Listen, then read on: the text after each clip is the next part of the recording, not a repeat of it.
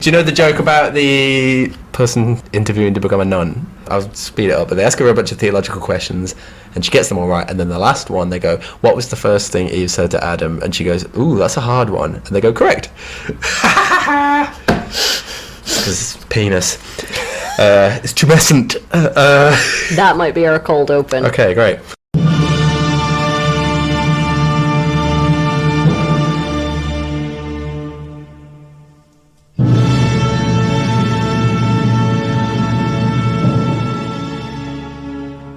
Welcome to Save Me From My Shelf, a literature podcast where we take classic tomes off their pedestal to make you less anxious about reading them. Our jokes come from a place of love and for a specific teaching purpose. However, if you think that making fun of great literature, and maybe some mild swearing, is offensive, this might not be the podcast for you. Hello, you are listening to Save Me From My Shelf. Over-egging the pudding over here is Daniel. Over-nogging the egg? Nog? Is Abby. I still do not believe that over-egging the pudding is a real phrase. Oh, it's real. I think that's a sick joke you and our colleague Chloe have been playing on me for several years now. It's not. You know about the proof is in the pudding? You know about that one? The proof is in the pudding, yes. Well, then why not have another pudding idiom? No. It's one too many, I'm sorry. Okay. They're over-egging the pudding. The pudding idioms. God damn it. So you guys, this is not only our Christmas special, well, kind of our anti-Christmas special, it is also our 50th episode. Hooray! Hey! Golden episode. Yeah, so I just wanted to thank you, Daniel, for doing this show with me. The show has made it this far not only because of you, but... In spite of you. Yeah, okay. Sorry, I'm finishing jokes. Yeah. Oh, God. Oh, we're finishing each other's insults. So my big gift to you, because you loved today's text so much, is that I'm going to try my hardest to let this be a long episode. If we hit an hour and a half, so be it. You know I hate anything that goes above an hour at 15. But if we hit an hour 30, I'm just going to let you have this one. Wow. It's Christmas, isn't it? Okay, well, I suppose I'll try to be as pithy as I can to keep it down. A gift of the Magi is happening. I have also gotten a bottle of champagne. Ooh, wow. So would you like me to get that now? I'm feeling pretty fruity, so... What a strange way for you to come out. Pop those corks, is what I'm saying. Hooray. All right, cheers, 50 episodes. 50 episodes. So now that we've had our little piss up, now that we've trashed my office, should you maybe read some letters for us, please? I should. Hi, Abby and Daniel. I'm an A-level English teacher and Key Stage 5 coordinator and fan of the podcast. I have heard in some episodes that you sometimes have availability to schedule guest lecture/school visits. We do. So if you are a sixth form or high school or whatever in the greater Birmingham area, Daniel and I do have availability to come to your school and give guest lectures. For some reason, we're still getting booked. Never get invited back though. That's the... We have been invited back. Oh yeah. Just invited back to a school. The letter continues. I recommend a number of episodes to students to help with their exam and coursework studies. So thank you for your efforts, as well as providing me with some entertainment on the long weekend dog walks. Best wishes, Rosita. Well, thank you very much, Rosita. And as you know, we have already been in touch with you. But yeah, this is more for informational purposes for other educators out there. You become an advert, love. Is that what you're saying? Yep. Yeah, okay, great. And, well, that's a real nice segue into letting you know that Daniel and I teach at Aston University on an undergrad English Lit program, and I also teach on a master's English program. So if any of you have any interest in studying with us, please let us know. Please sign up to Aston University today. And we also have a Patreon. Our subscribers have access to some videos, some blooper reels. We also do a bi-monthly book group If you would ever like to talk to Daniel and I live via Teams, please do sign up to our Patreon for more exclusive content. And thanks to all the current crop of subscribers. Yeah, massive thank you to you guys. You are really helping us out, because this show does have expenses that our university can't cover, so we're just trying to keep it on its feet. So Daniel, what is our text today? Is there any time more representative of Merry England than Christmas? Snow-covered villages with happy wassailing in the streets and carols singing in parish churches. Master and servant, noble lord and rosy-cheeked peasant, sharing a moment of bonhomie over a cup of smoking bishop. Father at the head of a solid oak table, carving the goose, while mother steams the figgy pudding. And the king, God-ordained chief of this happy land, making sport in the royal parks, hosting masques, and dispensing gifts to the needy. Sounds pretty good, right? No! This world needs to be turned upside down. Ooh, cool line delivery. Thank you. Merry England wants debate, discord, armed rebellion. Let 1,000 schools of thought bloom. Levelers, diggers, ranters, quakers, Fifth Monarchy men, mechanic preachers. Overthrow the masters and the lords and lop off the head of the whole rotten hierarchy. Kill the king.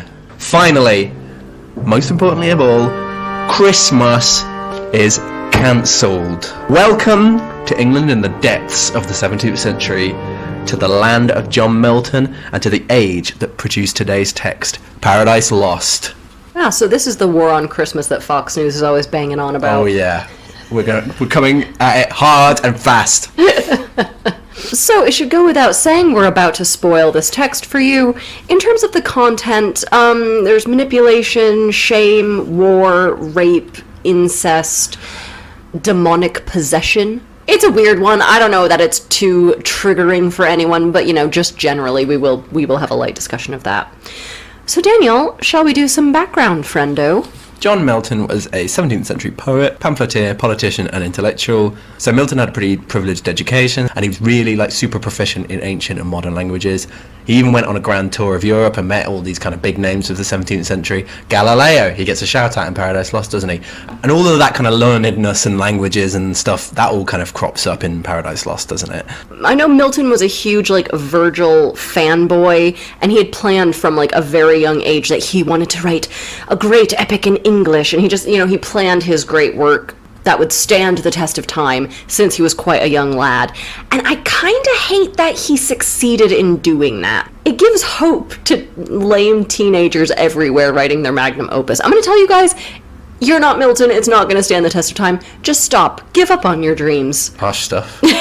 Well, but Milton originally wanted to write about English mythology, but he thought that King Arthur wasn't serious enough for a real epic. But then also he goes even further, doesn't he? This is about the whole cosmos. It's not just about Odysseus or some bollocks like that. No, yeah, he lost his virginity late. But yeah, when he did, oh boy. That's disgusting. I'm so proud of you. Thank you. So in the late 1630s, there was civil unrest in England and Scotland. In 1642, this turned into an all-out civil war. Milton's family were Protestant. Milton was a Puritan and a political radical. Which is why this is our anti-Christmas episode, since the Puritans didn't celebrate Christmas. I don't know if now's the time to say it, but I only picked this, I only wanted to do this book because of the joke that it's an anti-Christmas episode. But it just gave so much more, didn't it? I do think that our Christmas caroling this year, as you and I do every year, we go caroling. Of course. It's going to get really weird when we add in the Calvinist psalters to our repertoire. Oh, yeah. That was Good King Wenceslas. Now for the eschatology of Goody Culpepper. 2, 3, 4! That sounds pretty good. Yeah, I like that. Force Mate singing the eschatology of Goody Culpepper. I forgot about Force Meat. Yeah, no, it's always up here.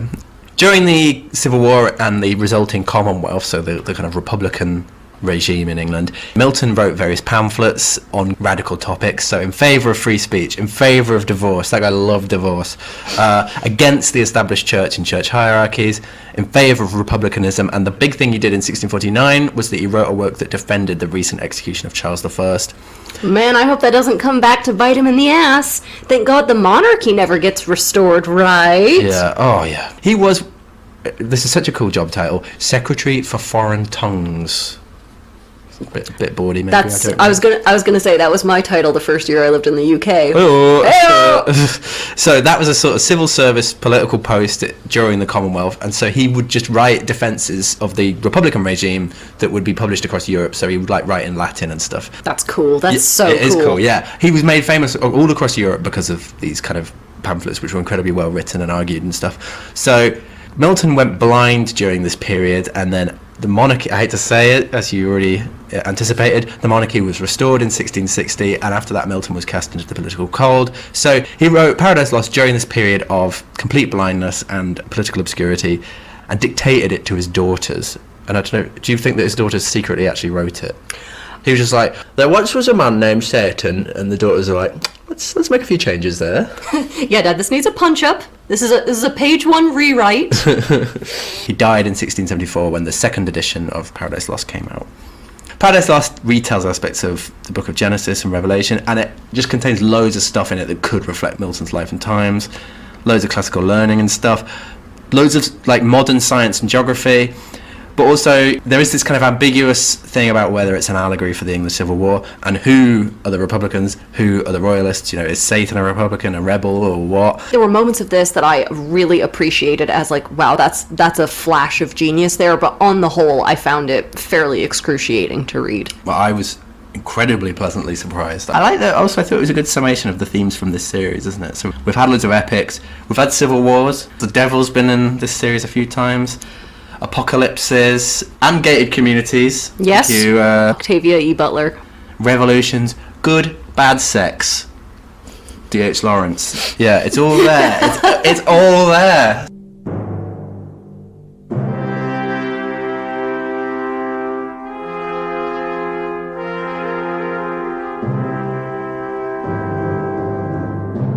All right, action.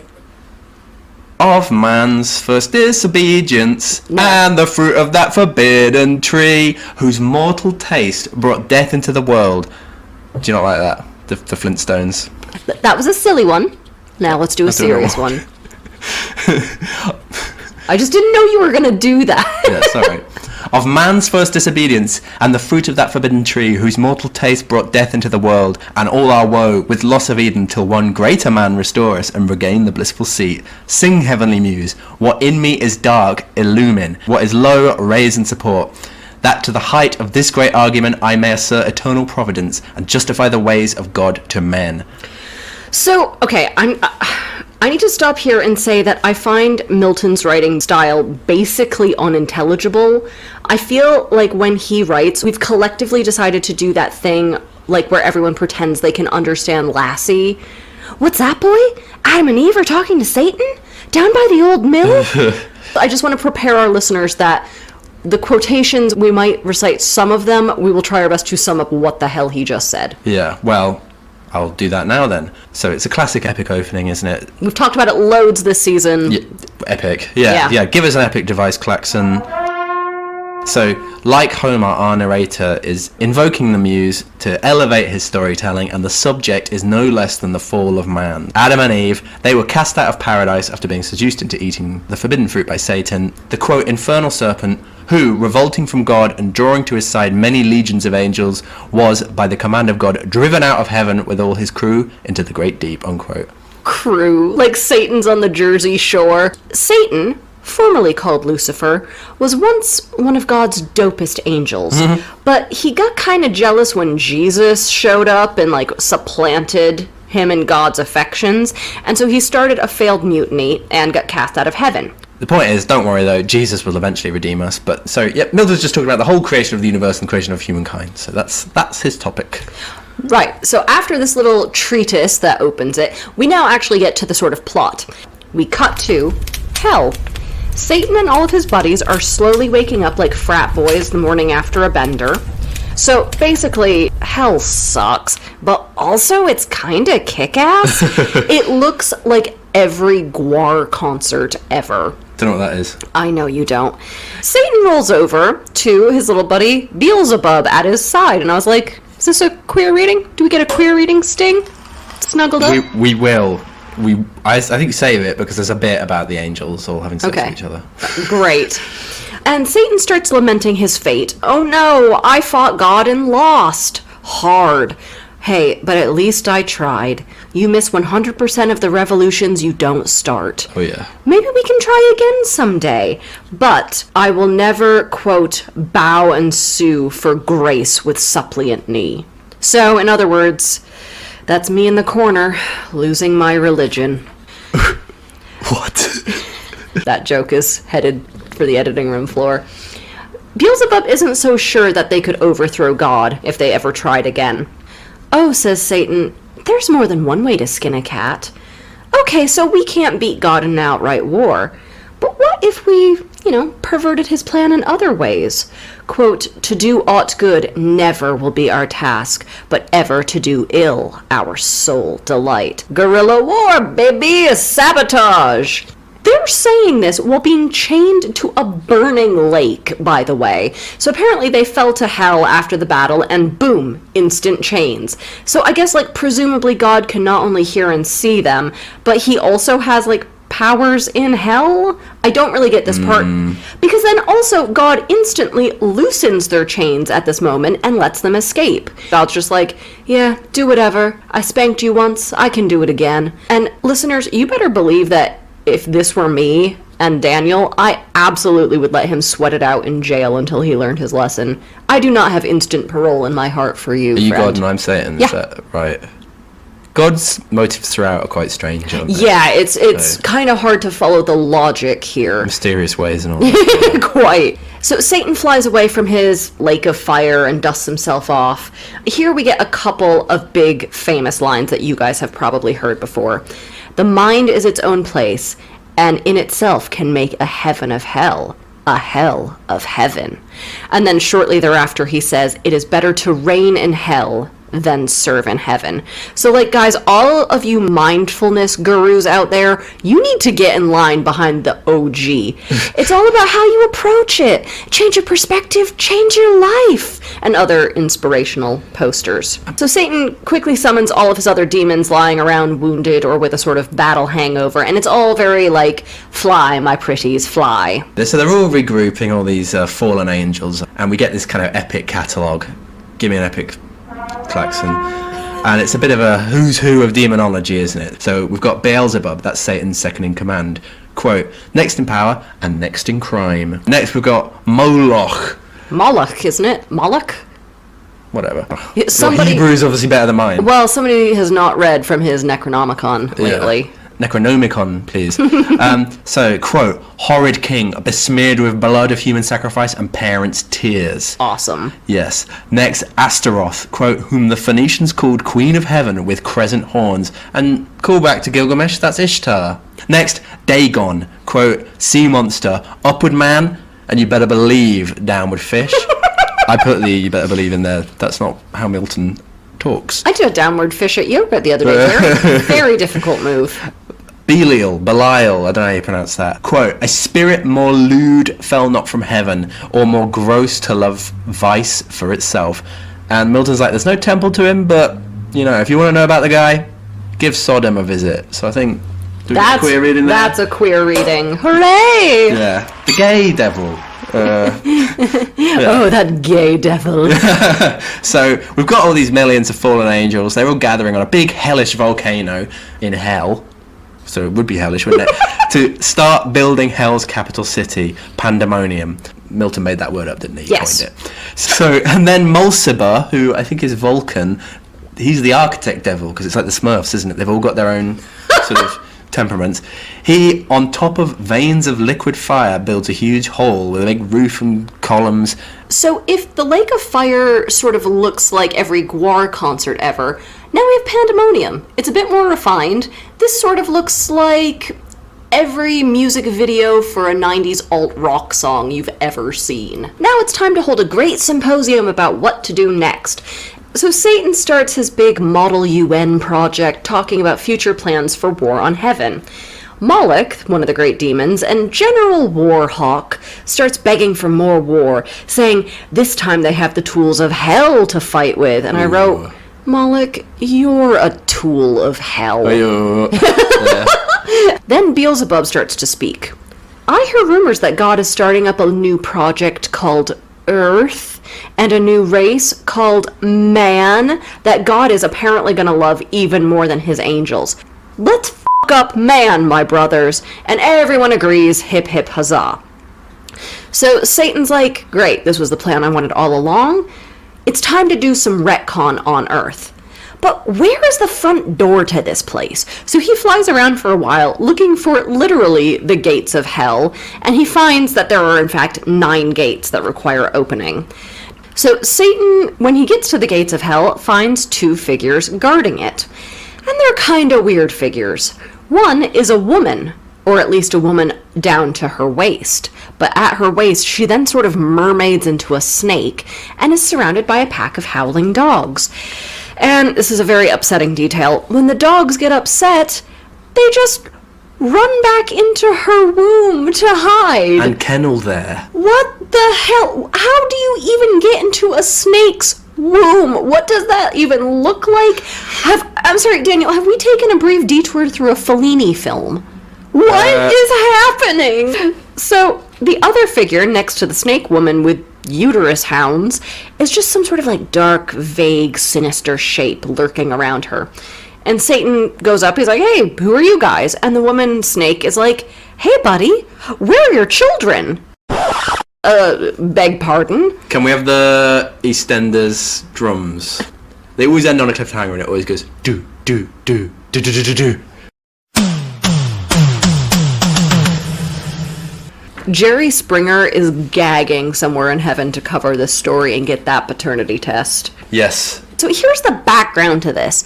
Apparently, when Satan was still an angel and first decided to disobey God and rebel against him, the snake woman sprung out of Satan's head like Athena did with Zeus, and her name is Sin.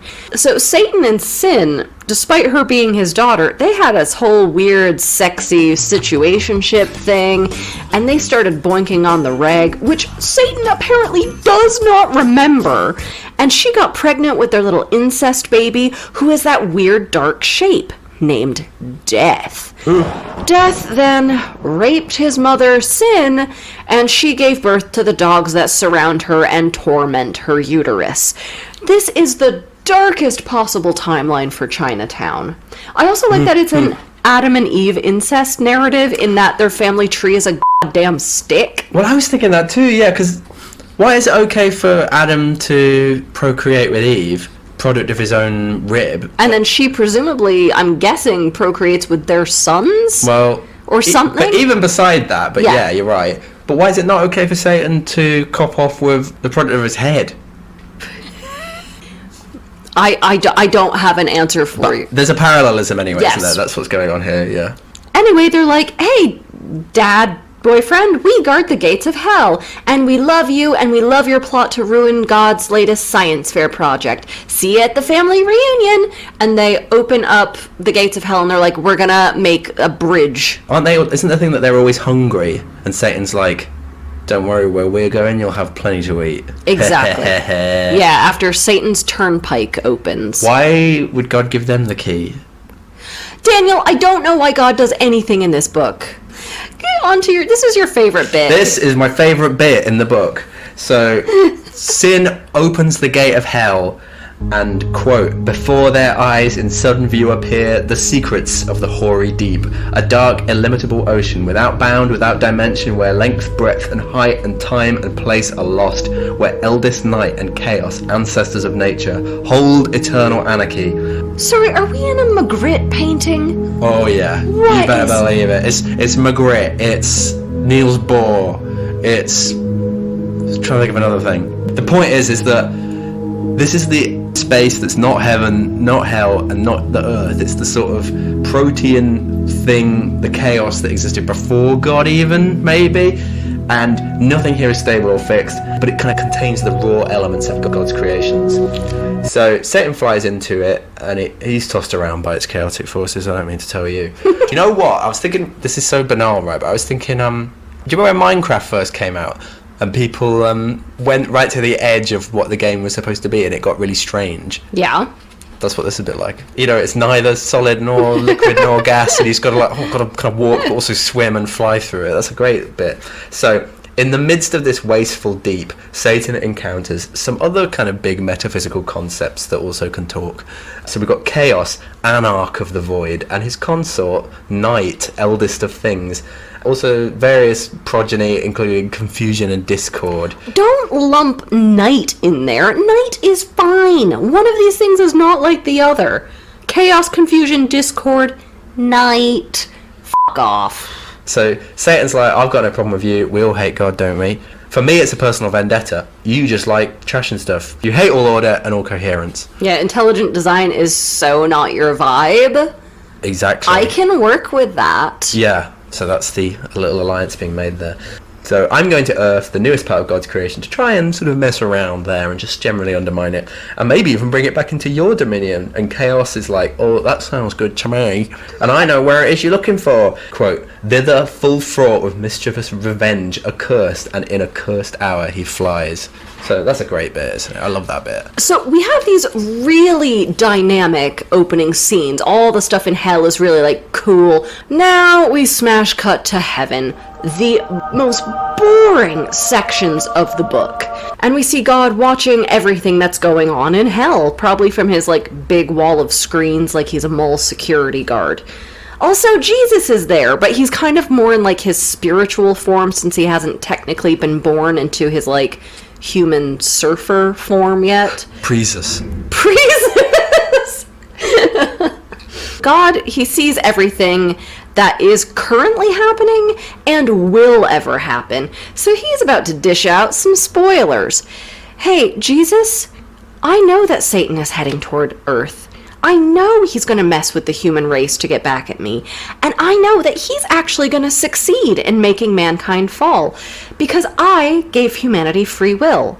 Dad, should you revoke free will then? No, son, because without it, man cannot truly know how to love. But I will punish them. Jesus is like, great plan, Dad, but is this just? And God's like, well, son, probably not, but the kicker is, I'm gonna make some bigwig up here die for man's sins. So I've created a situation, and now I'm gonna punish everyone, man and deity, for the situation I've created. And Jesus is like, oh, I see my time to shine. You need a sacrifice to die for man's sins? Oh, this can be my big contribution, Dad. This can be my octopus's garden.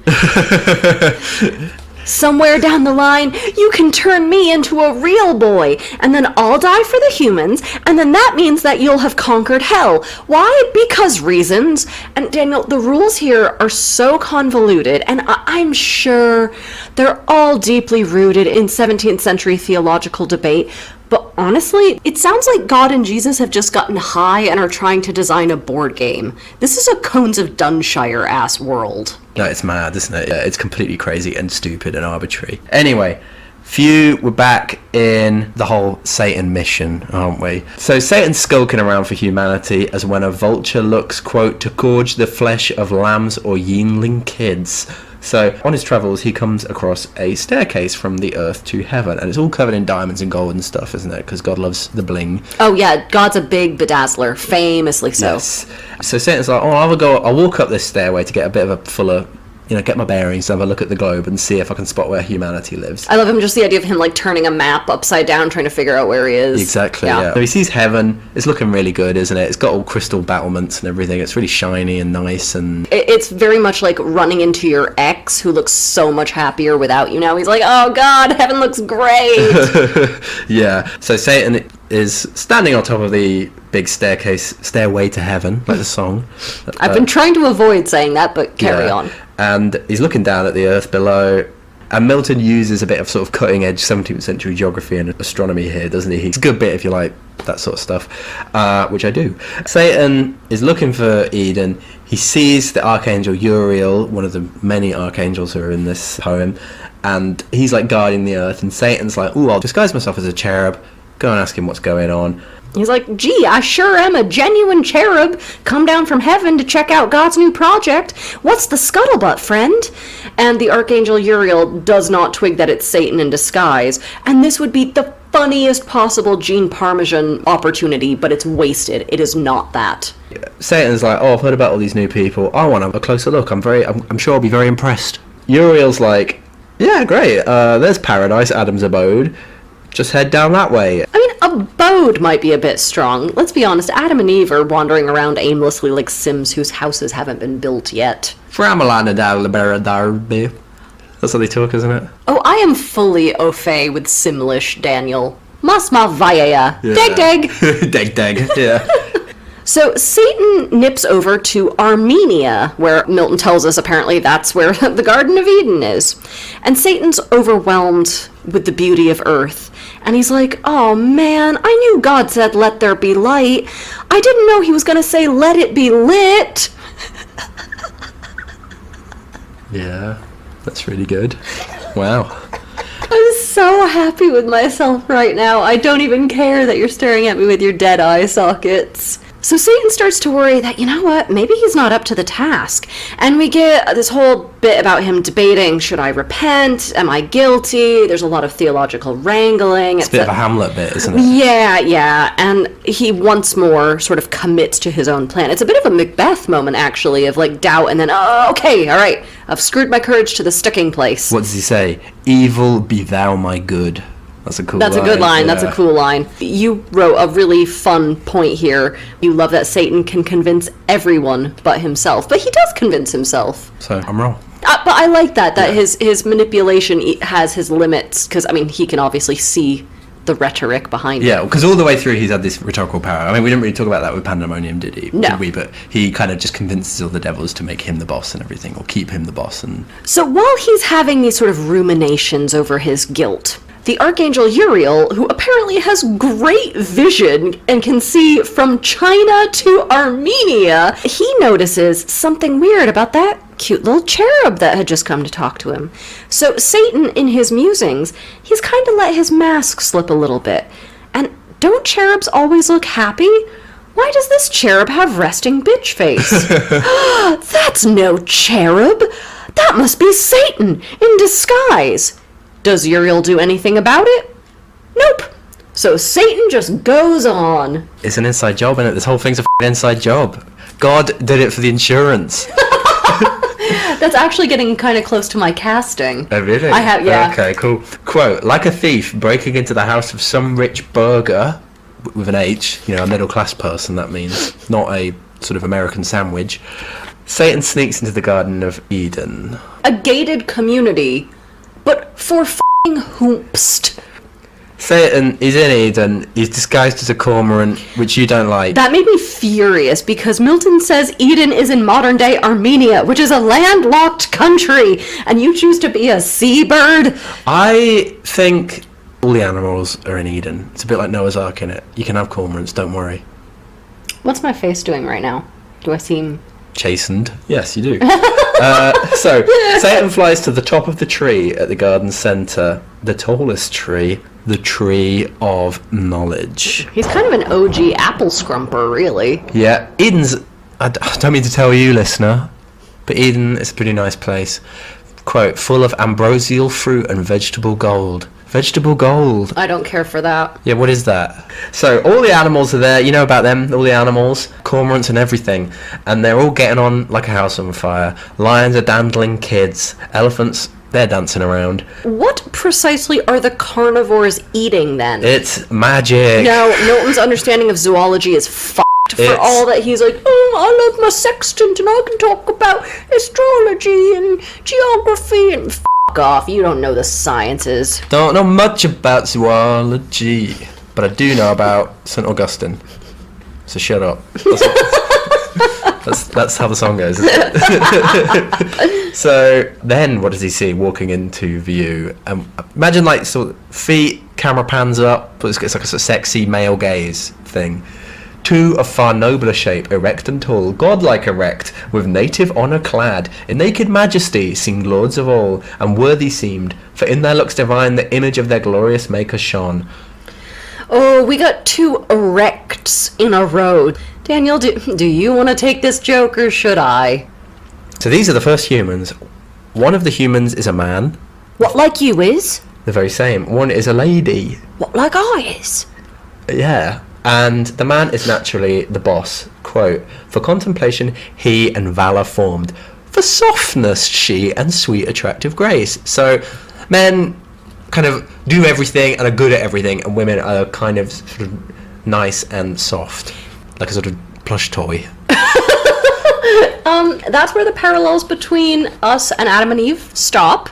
You're the plush toy. Full of polystyrene and made in China.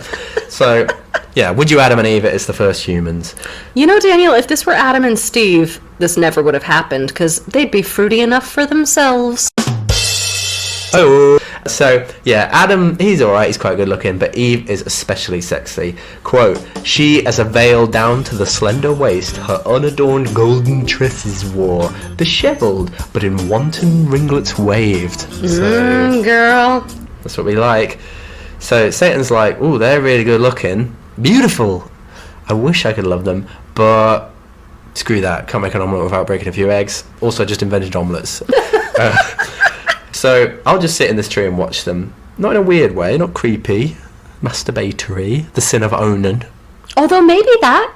Who knows? I'm Satan. Who's to stop me? Well, from the engravings I've seen, he's going to be tugging on his second nose, isn't he? Because Satan normally has like a kind of head for a dick. What engravings are you looking at, sir? You're not looking in the right places. Your pornography search history. Have you ever seen that? Those Satans where he's got like a head, he's got heads all coming out, sprouting out all over him. Nope. It's because you're a Catholic, isn't it? You don't see this like Lutheran stuff. Maybe I should get into it. That sounds... Yeah. You're just looking at like boring Baroque ceilings. No, I'm starting to dig it. I think you've converted me to Protestantism this episode. At last. Anyway, he eavesdrops on Adam and Eve. They're talking about their own creation. Adam, he's a sort of straight-laced bloke. He's hot. He's a 10, but it's on the pH scale, by which I mean he's basic. Well, we need to stop saying AO. Yeah, I'm sorry. I'm addicted now. So Eve, she already exhibits this kind of complexity, doesn't she? So she superficially accepts that she's the junior partner of humanity. Yeah, what do I know? I'm just a dumb rib. Well, exactly, yeah. Then she also talks a little bit about how when she first was awakened in the garden... She had kind of a Frankenstein's monster moment, except not as horrifying, so there was none of the mewling and puking and running around scared that you talked about when we covered Frankenstein. In fact, it was a beautiful Bimbette's awakening, where she doesn't mind being confused, and she decided to go lollop by a lake. She comes across her own reflection and falls in love with it. Yeah, she's like, oh, I'm a bit dishy, aren't I? Which is to say, she's got ringlets and a sense of self-worth, so she's gonna be trouble.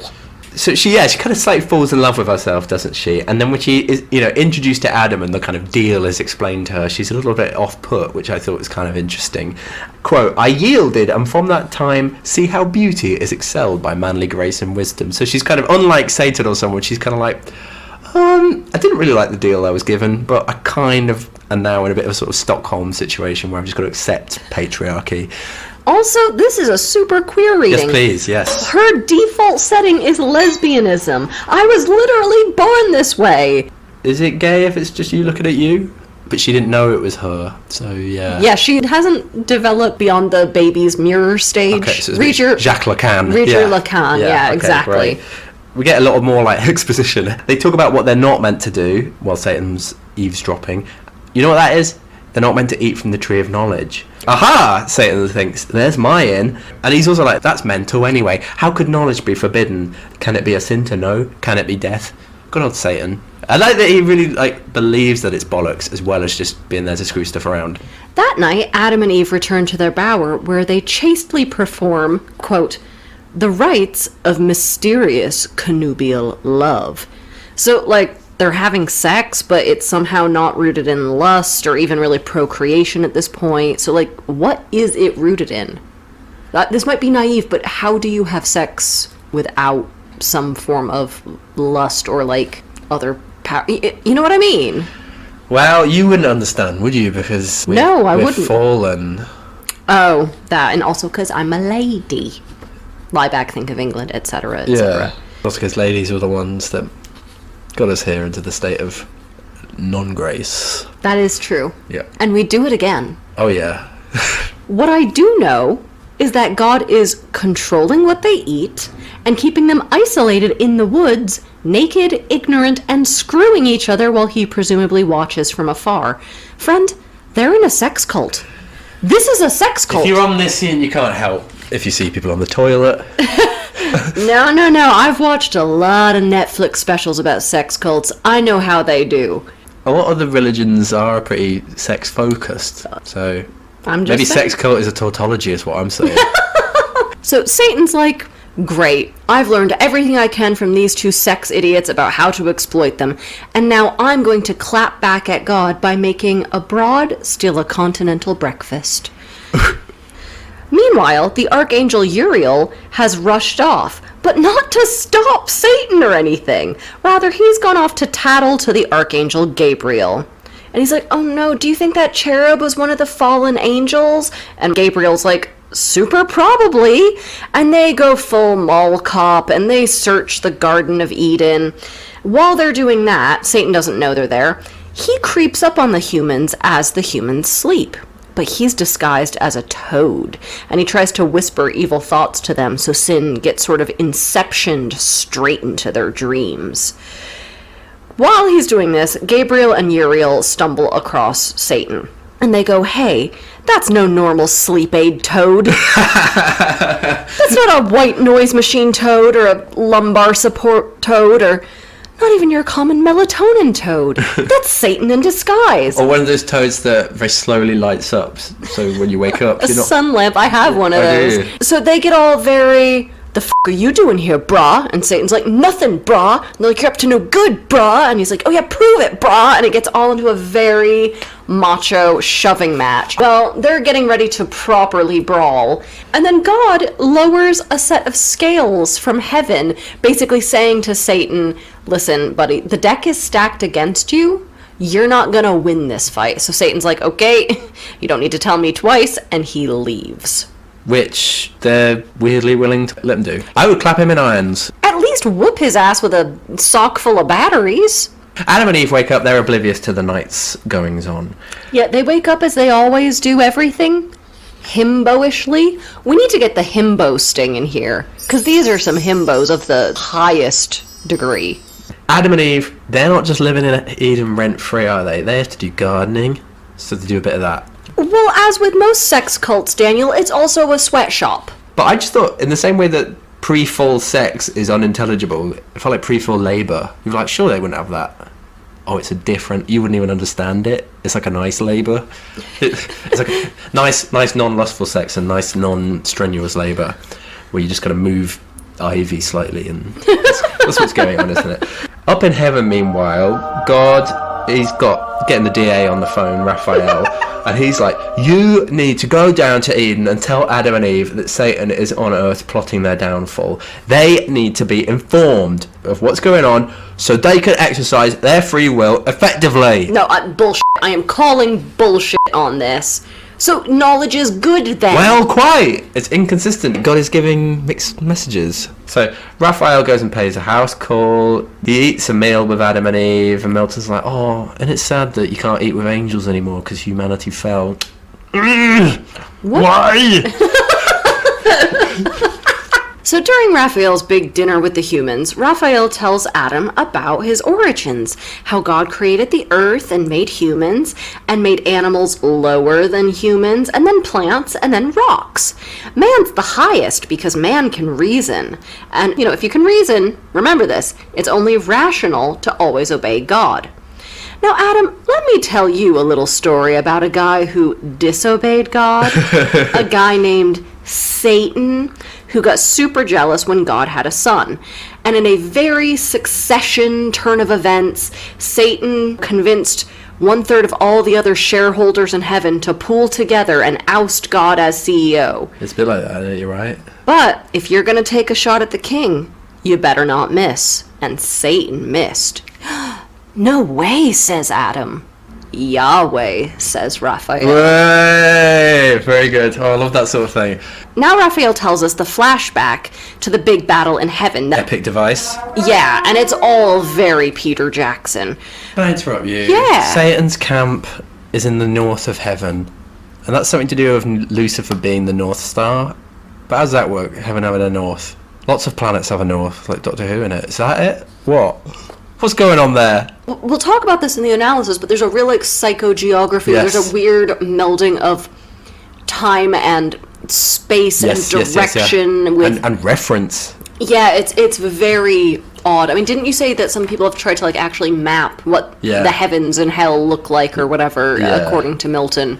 So God was really concerned about making this a fair fight because God's such a nice guy. So he's like, even though we outnumber Satan's rebellious angels, I'm only going to let as many good angels fight as there are bad angels. So, like, 2/3 is a supermajority, isn't it? You can change the amendments in the Constitution with 2/3. So God shouldn't have even had to worry about that third. He should have just kept them there. Unless Satan's rhetorical powers lured more people over. Could you imagine being the 1/3 of angels who just kind of had to sit this whole thing out? Like, what do you do? Hufflepuff angels. They're just off playing with a boat in the tub. I think they were all in the stands. Just kind of eating... Flapping their flapping flags, flags. Eating pies. So the whole war is actually pretty even. It's neck and neck until the Archangel Michael brings out his big sword. So that is a find the phallus if I have ever seen one. And he wallops Satan with it. Ooh. He basically cut Satan straight in half, but since angels don't really have bodies, it's kind of not a big deal. You just lose a life. And I'm like, why have a sword then if this isn't a big deal? So Satan goes off to heal his non-body, and he tells all the bad angels, you know what, we need better weapons. Ooh, this is a cool bit. Let's invent cannons and build them overnight. And then they shell heaven the next day like it's Stalingrad. It doesn't look good for the nice angels. Not one to do his own dirty work, God sends Jesus out in a bitchin' chariot, and Jesus quickly flanks Satan and he flings him out of heaven. When Michael drives the chariot, he's like this. Jesus turns up. Oh yeah. He's got his arm on the side of the chariot. I don't know where you put your arm. Dad, let me take the stang. Exactly. Yeah. I don't like this wrathful Krav Maga Jesus. I miss the chill surfer Jesus who turned water into weed. Yeah. He's not the Jesus I know. He's not my Jesus. Hashtag not my Jesus. Satan and his bad angels fall for 9 straight days and then land in hell. So Raphael wraps up this story that he's telling to Adam, and he says, listen, buddy, Satan is coming for you and Eve, and he is going to do anything he can to try to make you sin. Now it's time for Milton to invoke the muse again. It's like he's sort of trying to keep someone's attention, isn't it? We should do that in class with bored students. What? I invoke the muse! Sing, O muse! What? Yeah. So this very long dinner's going on, and Adam starts asking questions about the world's creation. We get this very long story about how God created man. There's a cool bit about the sun getting created and light being like liquid gold. There's a bit where all the animals come out of the earth and the stag's antlers poking out of the soil. It's a great bit. Doesn't Raphael say that God created humans because he just lost a bunch of angels and needed more people to worship him? Yeah, it's about making up the numbers. Man's like a ringer. God's kind of needy. You've got Old Testament vengeful God, you've got New Testament nice God, but it's all needy. Just lonely. I mean, what if God was one of us, just a slob like one of us? Yeah, this is a very sort of 90s to noughties rock heavy episode, isn't it? I did not expect that. If anything, I thought it was like more metal, the text, but not the way you're coming at it. Raphael, after all that, is like, don't disobey God. I want to make it clear, again, do not disobey God. Don't eat from the tree of knowledge. I'm going to hammer this into you, maybe with a real hammer. Okay, so Good, we're on to book 8. Surely we're going to be on to something better now than this endless fucking dinner. Oh no, wait, we're still talking to I Raphael. loved all this stuff. I thought this stuff was really good. Yeah, so we're still talking to Raphael, and I'm just like, somebody flash him the light like it's the Oscars. Play him off. Adam's like, Raphael, can you give me an astronomy lesson, please? I want to learn about the stars and the planets and such. And this is the point where Eve pieces out from the meal. And Yes. she's like, listen, I'll get the Wikipedia summary of this whole thing from Adam. I do not need to be here to listen to these two men invent podcasting. So they talk for ages, and it boils down to, man, you humans sure are curious. But you know what? It's not for you to know everything. Stay in your lane, dickhead, and just do what God says. The conversation continues, and it will for a while. And sometimes, Daniel, we get halfway through a recap, and I think, I just can't do this right now. I'm ready for my Union 5. Yeah. So then Adam talks about his own Frankenstein's monster moment when he was first created, and he remembers waking up and not knowing who he was or Being what very he was. sweaty. Do they say that? He does, yeah. I just thought that was interesting, waking up all sweaty. That's horrible. That's pretty disgusting. Well, clay kind of sweats, doesn't it? Yeah, so he remembers first waking up and not knowing who he was or where he was. Adam goes around, he names all the animals, because he somehow implicitly knew what their true names were already. Duck. It's just an example, there are others. You're really embodying Adam today. Yeah, I really, wow. Himbo, basic bitch, you know animals, you're sweaty.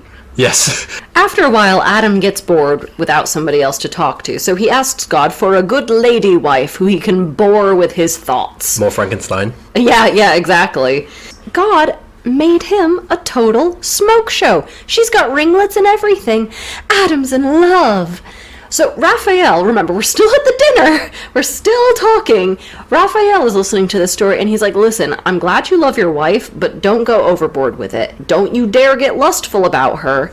And Adam's like, I literally do not know what that means.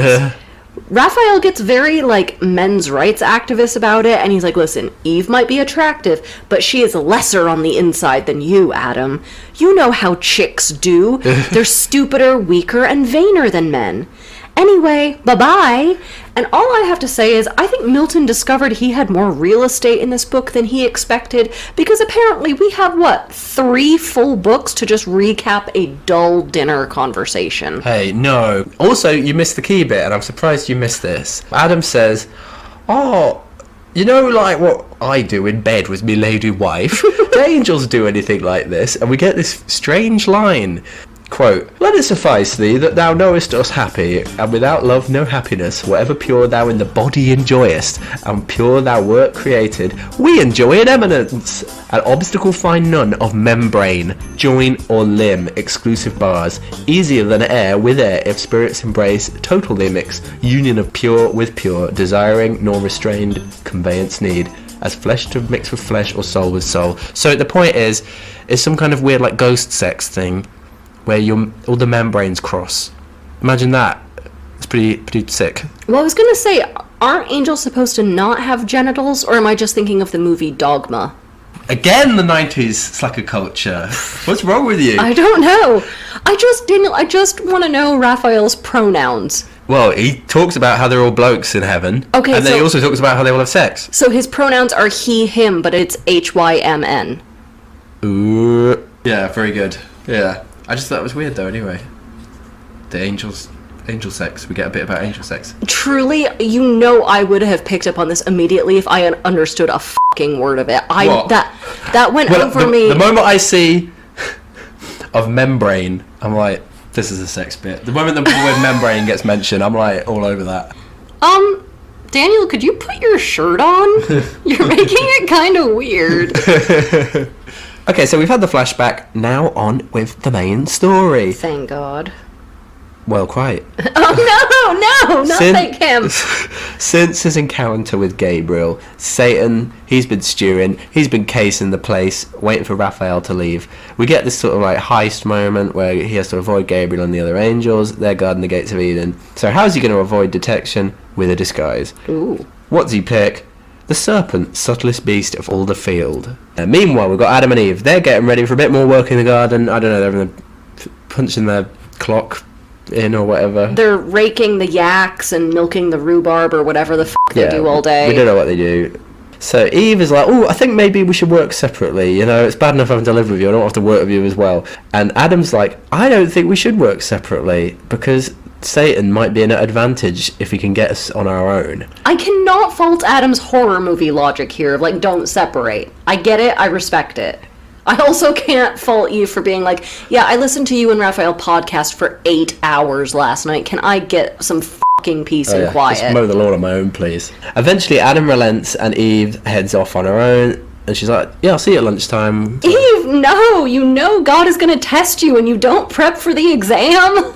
Quote, oh, much deceived, much failing, hapless Eve, of thy presumed return, event perverse, thou never from that hour in paradise foundst either sweet repast or sound repose.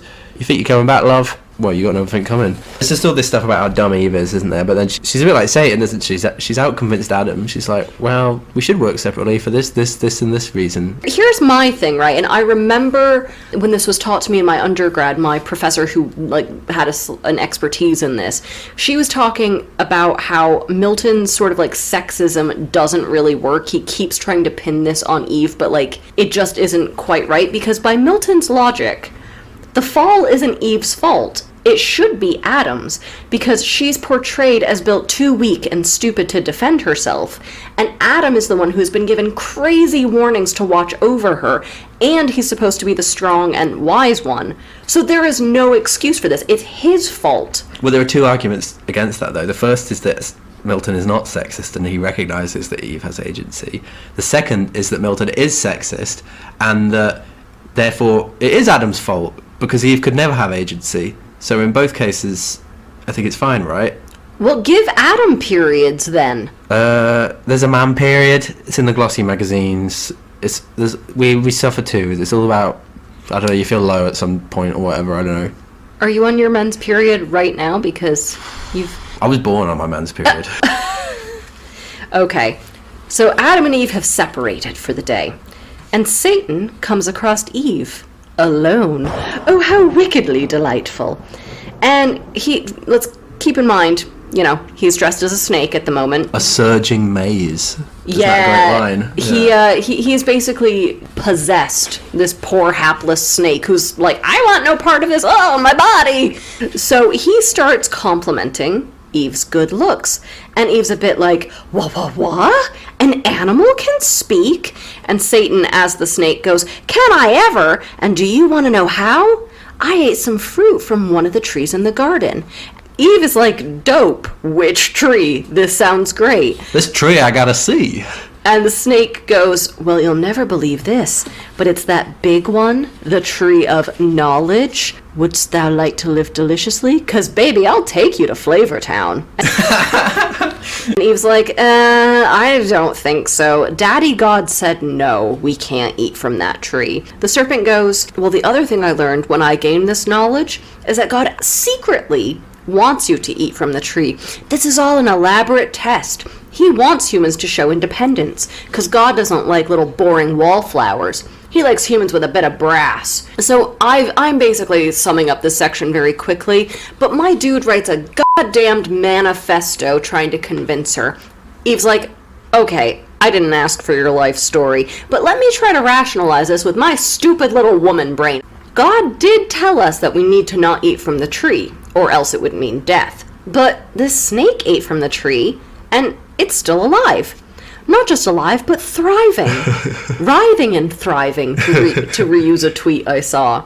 Besides, that is one gorgeous apple, he's pointed out. How can an apple that perfect be bad for you?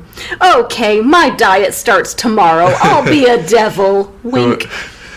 So Eve plucks the apple from the tree and takes a bite. And from the beginning of time, not one person has ever read the apple terms and conditions. Very good. No, Topical. It's only because I look down and smile and I wait for your adjuration that you even registered that as a joke. I just wait for the pauses and then say very good. Like I'm a child. Or like I'm some kind of robot. I like that, a sort of affirmation robot. Yeah. Anyway, I I read somewhere that this scene where Eve eats the apple is written like an orgasm, but that's ridiculous because women can't have those. Snake as well. Phallus. So Satan sneaks off while Eve eats. Oh no, all of nature shudders. It's a good bit. The whole world sighs in disappointment. Humanity's fallen, and so we enter Endgame. Eve is feeling pretty special about eating that fruit, isn't she? And she's like, ooh, shall I share it with Adam? First she's like, well, if I alone have the powers of the tree, maybe I'll be equal to, if not better than Adam. That said, if I alone am the sinner, God will just dispose of me and give Adam a new wife. So it's better to be safe in numbers. So she resolves to get... I can't say chump. Okay, she resolves to get that chump to take a bite too. Adam, meanwhile, he's been weaving a flowery garland for Eve's hair. It doesn't say which hair, does it? Could be a bit D.H. Lawrence. Oh, a little bit Lady Chatterley's lover. A little pube flower situation going on here. Pube flower, yeah. My Amerindian name. No, I was thinking that they're absolutely in a sex cult because we've entered Midsummer if he's, weaving flower garlands for her hair. Right, could be all of the above, can't it? She approaches him, tells him what happened. I ate the apple, my eyes are open, wake up sheeple, that sort of stuff. Adam, well, I don't need to tell you, he's horrified. He's not very pleased at all with what Eve's done. This is I Leave You Alone for 5 minutes writ large. Well, it's the whole cosmos, yes. Yeah, exactly. So, if I eat the apple, I'll be doomed, but I can't live without Eve, who lets me touch her boobies. I didn't write that. I was putting all sophisticated quotes in. Abby wrote this. With very little thought, he bites from the apple too. What's the first thing that happens? Well, it's it's the joke, isn't it? That's a hard one. He has a boner. It's different from all the previous boners. It is somehow lustful. And Adam's like, you know what? I am happy I put that in my mouth. What are all these sensations happening? Yeah. He goes, but come, so well refreshed, now let us play. He kind of goes a little bit weird and lascivious. So they have a pretty wild session. Not even in the bower, is it? Well, let me tell you, friend, Eve is New Testament in the streets and Old Testament in the sheets. They get wacky with it. They go to sleep after that, and they can't wait to wake up to do all that, knowing stuff. All the pub quiz trivia. Yeah, I'm trying to think pub quiz stuff that... download into their brain overnight. Yeah. Who starred in It Ain't Half Hot Mum? Things like that. Yeah, they're so excited about knowing all that shit. The joke's on them, though, because they've lost Paradise Forever. That's all they'll know. Ha ha ha. So they have a bad sleep. Lots of horrible dreams. Because you have that when you know stuff, don't you? Stupid people don't. Or maybe they do, I don't know. I wouldn't know. They wake up and the luster has gone. They're all feeling shameful. They're feeling disappointed. They look down. They realise they've got no clothes on. I don't know why this matters since they've been naked the whole time. The angels and animals haven't cared, and their sexual partners anyway.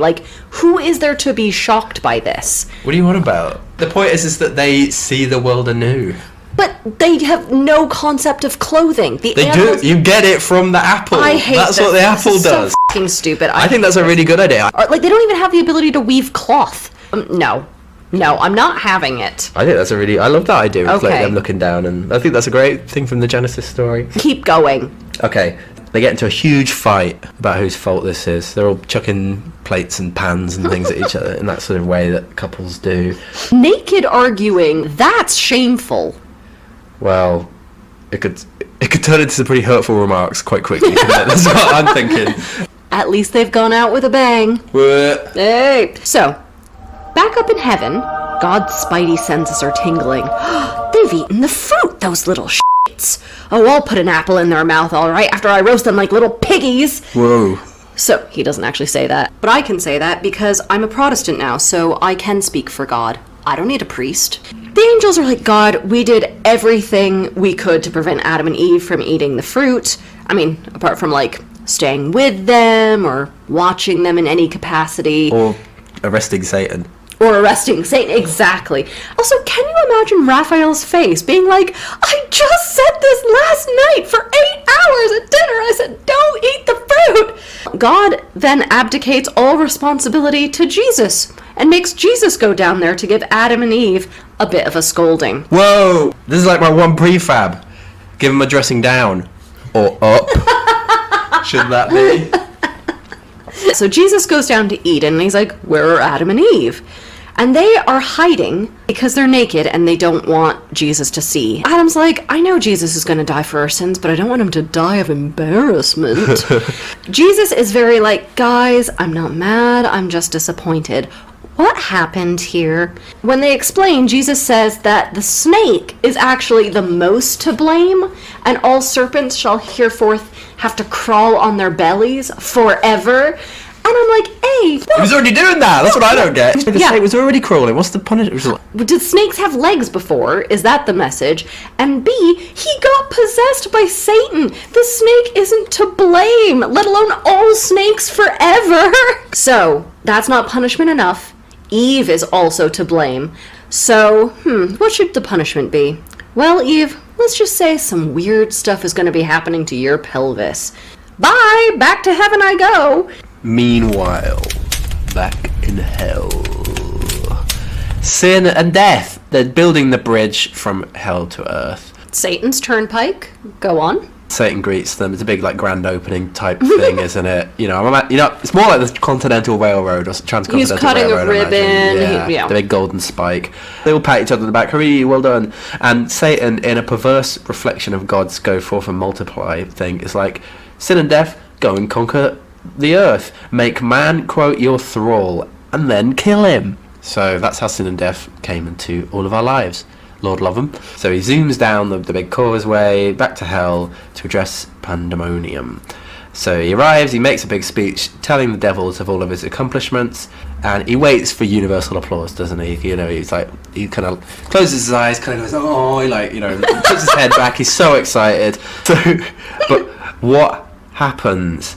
Quote, when contrary he hears on all sides from innumerable tongues a dismal universal hiss, the sound of public scorn, and he sees that all of the devils have been turned into serpents as punishment for Satan's crimes. And Satan also turns into a big serpent, a dragon. The devils, they're not going to be snakes forever. They become just back to fallen angels, but they periodically turn back into them as punishment. I think like once a year or something stupid like that. It's like intermittent syphilis or something like that. Just every now and then, you'll have a bit of a flare-up. Why would you turn Satan into a dragon? That is so cool. Turn him into something lame. God is quite keen to build Satan up as an adversary. He's Okay, like, yeah. isn't he? He's like, oh, I'm going to punish you. Here's a big evil continent full of gunpowder. Yeah, quite. I'm going to turn you into something horrible, a big dragon. You know, it doesn't make sense.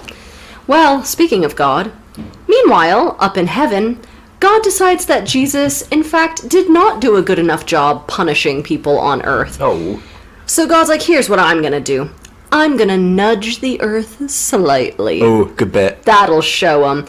And so now the earth is on a tilt, which means that humans have to go through seasons. Guess what, fuckos? You're gonna be really hot for a few months. Then, you're gonna be kinda chilly. Also, the animals, they're gonna hunt each other, and maybe humans too. I don't know. Adam sees all these changes and is incredibly remorseful and furious with Eve. It's still a bit unfair on all the animals, isn't it? Couldn't they still have got on? Well, You don't even get the knowledge! Eve accepts responsibility for her actions, with the caveat that, like, the snake did trick her, and she begs Adam not to leave. He's like, what is even the point of you, Eve? I wish you were never born from my rib. And she's like, suicide pact? Eh? But Adam says no. I mean, I'm just hearing a lot of no from this guy, not any real suggestions of his own. Yeah, he's not helpful. Adam eventually calms down, and they both accept the part they had to play in the fall of man, and they somewhat forgive each other and pray to God for further forgiveness. They're doing it for the kids, aren't they? That's what they're going to do. God hears their prayers. He feels a little bad, but not bad enough not to kick Adam and Eve out of Eden. Adam and Eve are already chastened, aren't they? And now they're particularly distressed about leaving the garden and losing touch with God. But Michael's like, worry ye not, God's everywhere. You know, Lidl is like a f***ing cathedral to me. So if you're very, very good, when you die, you can go and join God in heaven. Won't that be nice? But we've put on a little show for you. Just you, Adam. Just something for the men. So let's just roofie Eve and you and me can go and take a look at something. I think you'll like it. So he takes Adam to the top of the tallest hill in Eden to show him the whole world. A bit of a sort of Jesus and Satan moment, isn't it? And he gives him a vision of the future. It gets a bit Christmas Carol here, or It's a Wonderful Life. But you wanted to eat the apple. Oh, I can't believe why did I eat the apple? It's very sentimental. I imagine those sad Irish flutes from Titanic piping in. So Adam sees his and Eve's future sons, Cain and Abel. He sees Cain killing Abel. Not a nice thing to see with your own kids. So that's the first human death. But Michael adds death has many shapes. He shows him how men will die thereafter by war, disease, old age. Michael also shows Adam some good stuff. People playing music, having sex, living for pleasure. That sounds good, right? Wrong! Michael says. Those people are sinners, they're atheists, they're living for pleasure, but they'll die, they won't go to heaven. We see all these battles, sieges, general mayhem. We see Noah and his ark and the flood and everything. Give us a Gilgamesh klaxon, please, for the flood. And Adam's like, ooh, I kind of wish you hadn't shown me any of this, because I'm feeling really bad about... It's like showing a butterfly the hurricane that it set off with its wing, isn't it? Question, Daniel. Is this the first Advent calendar? Because we're sort of slowly counting down the days till Christ's birth, but behind every door it's just despair instead of chocolate. I mean, the chocolate's never very good, is it? So this was the point in the story where I actually started praying to God. This turned me religious, and I was like, God, please don't make Milton take us through the whole Bible from this point on. At the 11th hour and the 12th book. Yeah, I did not need this. But we do get quite a few Old Testament highlights. The Tower of Babel, Abraham and the Israelites, Egypt, Moses, King David. I have never wished so hard that I were just watching the Good Omens opening credits instead. Eventually, Michael shows Adam Jesus, the Messiah. Don't worry, Archangel, Michael says. Jesus' eventual sacrifice will punish Satan for what you've done. And Adam's like, oh, good? Question mark? And then Michael's like, thank you for coming to my TED Talk. Now collect your bint and get the f*** out. Do it, Adam. Take the L. The end. What, of the whole poem? Yeah. No. What do we have left? Adam and Eve leaving, kind of with brave faces. You've got to read the final... Well, I'll read the final bit. Some natural tears they dropped, but wiped them soon. The world was all before them, where to choose their place of rest, and Providence their guide. They, hand in hand with wandering steps and slow, through Eden took their solitary way. And that's a great ending, but also I don't get it, because surely they just left Eden. I don't get it either, because I didn't understand it.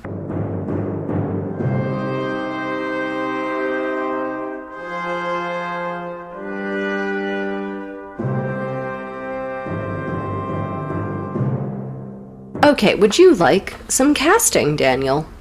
Yes, I would, please. This was incredibly hard to adapt, and I was thinking, apart from Fellini, who I referenced in this, who could possibly do this justice? And I don't know that anyone could, but the one element I really connected with in this story was the sort of heist or con element of it, of, you know, we have to break into the heavily guarded Eden, we have to manipulate Eve into eating the apple. So I wondered if this could be framed more as a cold, psychological David Fincher crime thriller. Would that work? It's as confusing. But we'd need a really charismatic Satan. It's gotta be Colin Farrell. He's classically handsome enough to be on The Bachelor, but his beauty is slightly evil and unbelievably cunty. And now for our segment, Bad Goodreads Reviews. What nerve this Milton guy has! 1 star. This is no Aeneid, I'll tell you what. 1 star. Pretty good, but the ending was a downer. 1 star. Sir, the title tells you what's about to happen. Okay, let's do some analysis, and you wanted to talk about form. People always say this thing, like the William Blake thing, where like Milton claimed to be on the side of God, but really was of the devil's party. But you even get that kind of like spirit of destruction or chaos or whatever in the poetic style, because like language he's kind of reinventing throughout the poem. It's like very artificial, but in this kind of super dynamic, like kind of plastic way. And he's constantly verbing nouns and nouning adjectives. So I feel like he's trying to kind of In the same way that chaos is sort of pre-material, it's almost like he's trying to reinvent grammar from the ground up in this kind of crazy way. And I just thought that was brilliant. All the neologisms, all the borrowings and everything. Chaos is Milton's real master, neither Satan nor God. And that's why the chaos bit is the best bit, in my humble opinion. I mean, I do love that reading, and frankly, if our listeners want to read it in a different way, well, we've learned from this text there's free will, Yes. allegedly. So you don't have to agree with that, but I do really like that he's neither of Satan or God's party. He's of that sort of primordial chaos's party. But we need to talk about the big issue that you've referenced several times but haven't actually explained is Milton of Satan's party. Yeah. So the thing that we sort of alluded to a bit is that all the bits with Satan are so dynamic. Satan is so charismatic. He has this great voice. The God sections are so boring. Yeah. So the fact that we make Satan the protagonist, the fact that we make God so dull that like you dread being in his presence, it's a little bit like, well, whose side is Milton on? Yeah. And also the fact that so much of God's ordinances seem really unfair and silly, and so much of Satan's like, well, it's crazy that you can't know stuff. That seems like really just. And even his sort of illogical stuff, it makes sense a bit, like, I'll make a hell of heaven and a heaven of hell sort of thing. We get Satan's rationality in a certain way, like there's a sort of psychology that really translates, where God seems to be this sort of arbitrary rule giver for reasons that are too complex for your stupid little head, but it just kind of seems really unfair and stupid. It's strange, isn't it? And I feel like there's two interpretations, don't you? One, people say that like Satan's meant to be charismatic because Satan is charismatic, and that's why you need to resist him all the more. And Milton's kind of modelling that temptation of the reader. And God doesn't need to be charismatic because he's God, and he's perfect and orderly. And the other argument is it's an allegory for the Civil War and the Restoration, and that Satan is almost like Milton, like apologising for having participated in the Civil War. He is really of God's party, but he's trying to be like, no, I love Charles II. He's great. I love the monarchy. There's that sort of like, his heart's not in it, but he's trying to say that this side is the right side, and the rebellion is wrong. So I don't want to cite a tweet again, like I have been doing increasingly, but I was wondering about that. Is Satan a greater allegory for something like ambition, pride, wrath? Or is he literally, as the kids are saying, just a mean little guy who makes you fuck? Well, he's all of the above, I think, isn't he? That's part of the appeal, because he feels like the first ever modern subject in many respects, doesn't he? He feels like we were saying before, like he's like a kind of Hamlet figure with like this internal doubt and this kind of convincing charisma, whereas all the angels and God and everything are just these boring drones. I was thinking that a weird thing, this is in the style of the poem, but Milton's constantly saying, when Satan did this, it was a bit like when Odysseus did that, or when Adam did this, it was a bit like when Hercules did that. There's all these like classical references, and there's something about that doesn't quite make sense. It feels like you're trying to fit a square peg into a round hole or whatever. You're trying to make a poem bigger than the universe, bigger than any epic poem that's existed, and then you're using all of these forms from a pagan mythology to sort of complement that. There's that 12-part structure just like the Odyssey, but this is sort of like Christian and exhausting, and all I kept thinking when I was reading this is some real Stations of the Cross bullshit. How far away are we from Vatican II? Can I ask, and you're gonna hate this question, is this a fanfic? Ooh, that's quite a funny question, isn't it? It sort of is, isn't it? It feels like he's playing with it in a way that, you imagine him up late doodling, like, what if my favorite characters from the Bible did? It feels like there are times when it feels like he is playing with them in a way that is resonant of fanfic. Maybe I'm just thinking this because, he started thinking about writing his great epic as like a teenager. But the counter argument is that for like 1600 years, people have been writing and retelling that story.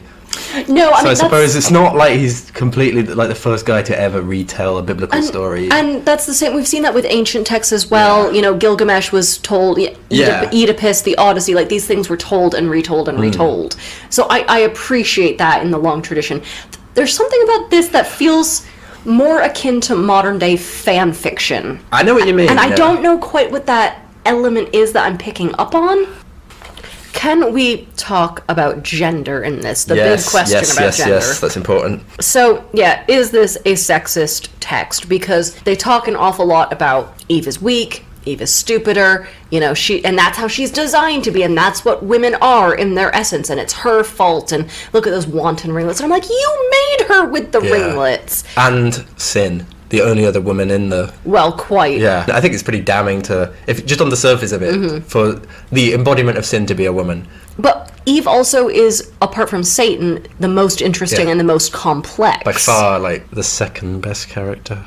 Maybe it's that. You know, okay, Eve is more compelling than Adam, but she's still second to a bloke, Satan. Maybe it's like... That's a matter of personal taste. No, I think you're right, though. I think, yeah, Eve is up there with the most sophisticated characters. She explores her own agency in complex ways. She has the ability to speak rhetorically and persuasively. She persuades Adam of things, even though she's supposed to not be smart enough or strong enough to do that. And even the bits where, like, her weaknesses, a bit like with Satan, actually, her weaknesses were, like, looking in the lake and being confused and falling in love with herself and then seeing Adam and feeling a bit funny about it, but just thinking, well, I suppose it's right. All of those kinds of moments of doubt and weakness are also much more interesting than anything Adam or Gabriel or God or the Son can offer us.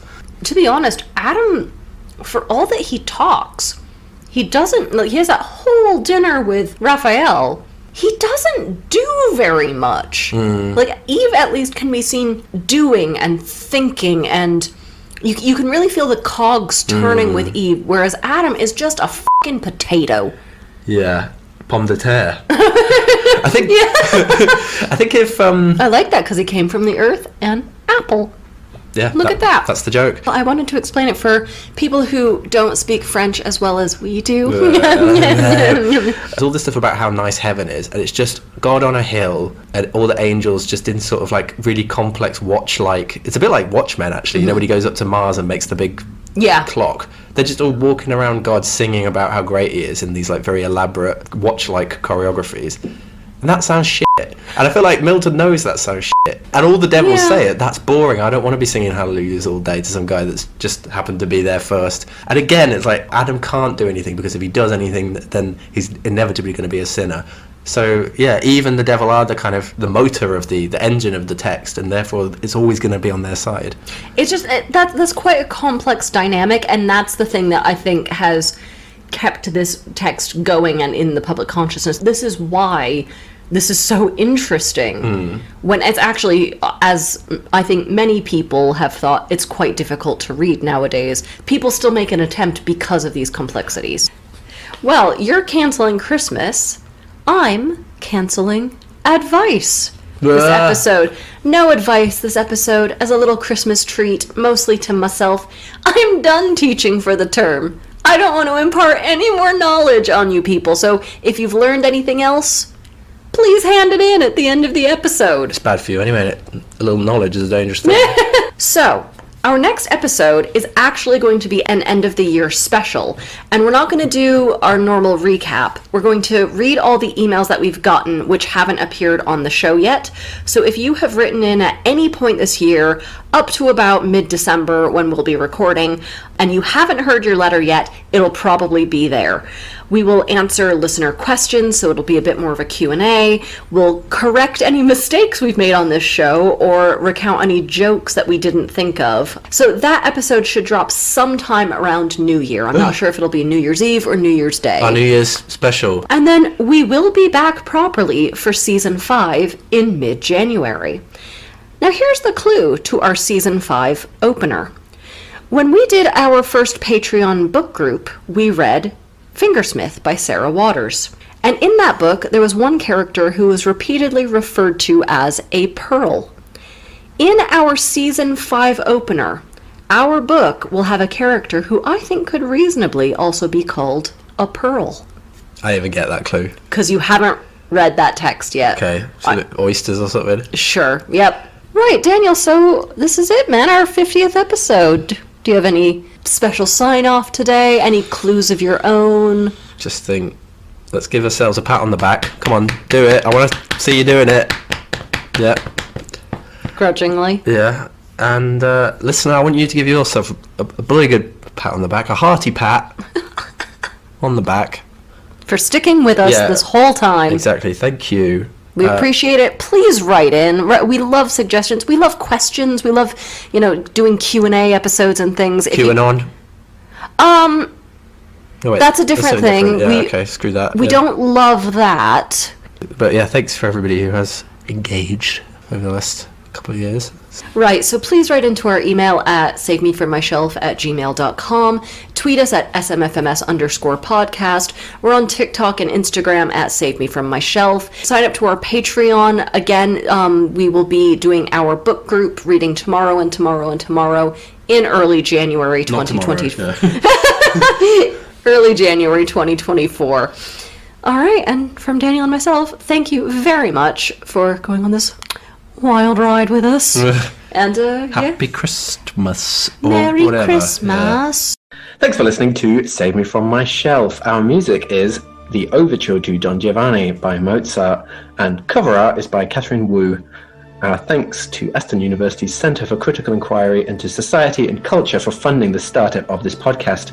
Contact us at savemefrommyshelf@gmail.com or at smfms_podcast on Twitter.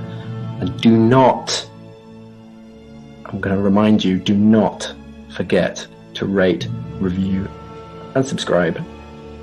Do not forget. Thank you.